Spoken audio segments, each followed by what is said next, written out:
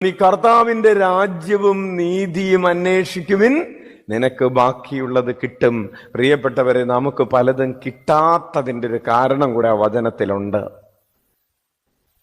നമ്മൾ കൈ അന്വേഷിച്ചുകൊണ്ടിരിക്കുകയാണ്. കൈ തന്നാ മതി. എനിക്ക് നിന്നോട് ആഴമുള്ള ഒരു ബന്ധത്തിലൊന്നും ആകണമെന്നില്ല. കയ്യിലുള്ളത് തന്നാ മതി. ചേട്ടന് എനിക്ക് വേണ്ട, ചേട്ടന്റെ കയ്യിലുള്ളത് തന്നാ മതി.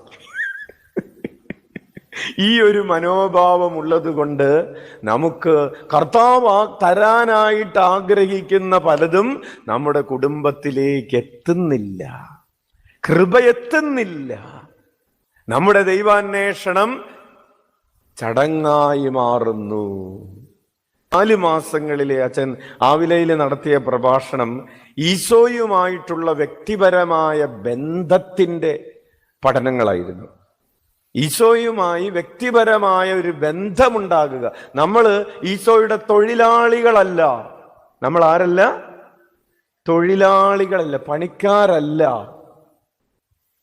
ധൂർത്തപുത്രൻ തിരിച്ചു വന്ന് പിതാവിനോട് പറഞ്ഞു, ഈ വീട്ടിലൊരു തൊഴിലാളിയായിട്ടെങ്കിലും എന്നെ സ്വീകരിക്കാൻ പറഞ്ഞു. കർത്താവ് അപ്പം പറഞ്ഞു, നിന്നെ തൊഴിലാളിയായിട്ടല്ല, നിന്നെ എൻ്റെ മകനായിട്ടാണ് ഞാൻ സ്വീകരിക്കുന്നത്.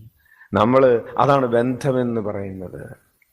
Praise the Lord, hallelujah. അപ്പോൾ നമ്മൾ ദേവാലയത്തിലേക്ക് വരുന്നത്, നമ്മൾ ദൈവ ശുശ്രൂഷ ചെയ്യുന്നത് തൊഴിലെന്നതുപോലെയാണോ, അല്ലെങ്കിൽ ഞാൻ എൻ്റെ കർത്താവിൻ്റെ മകനാണ്, മകളാണ് എന്നതുപോലെയാണോ?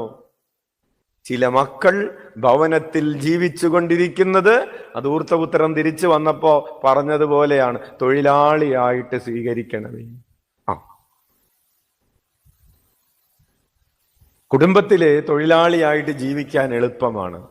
കാരണം എന്താണ് തൊഴിലാളിയുടെ പ്രത്യേകത? പറഞ്ഞതൊക്കെ ഞാൻ ചെയ്തിട്ടുണ്ട്, ഇനി എനിക്കുള്ളത് തന്നേക്ക്. നമ്മ തമ്മിൽ പ്രത്യേകിച്ച് ഒരു ബന്ധവും ഇല്ല. അപ്പോൾ അവൻ എന്തുമാത്രം കിട്ടുകയുള്ളൂ? അവൻ ചെയ്തതിൻ്റെ കൂലിയെ അവന് തൊഴിലാളി ചെയ്തതിൻ്റെ കൂലിയെ കിട്ടു. പക്ഷെ മകൻ എന്ത് കിട്ടും? അവകാശം കിട്ടും. പ്രിയപ്പെട്ടവരെ, നമ്മുടെ വിശ്വാസ ജീവിതവുമായി ഇതൊന്ന് ബന്ധപ്പെടുത്തിയേ. നമ്മൾ ഈ തിരുസഭയാകുന്ന ഭവനത്തില് നമ്മളോട് ചെയ്യാൻ പറഞ്ഞത് മാത്രം ഇങ്ങനെ ചെയ്ത്, ഞായറാഴ്ച കുർബാനക്ക് പോകാൻ പറഞ്ഞിട്ടുണ്ട്, പോയി. വൈകുന്നേരം പ്രാർത്ഥന ചൊല്ലണമെന്ന് പറഞ്ഞിട്ടുണ്ട്, ചൊല്ലി, തീർന്നു. ഉത്തരവാദിത്തം തീർന്നു.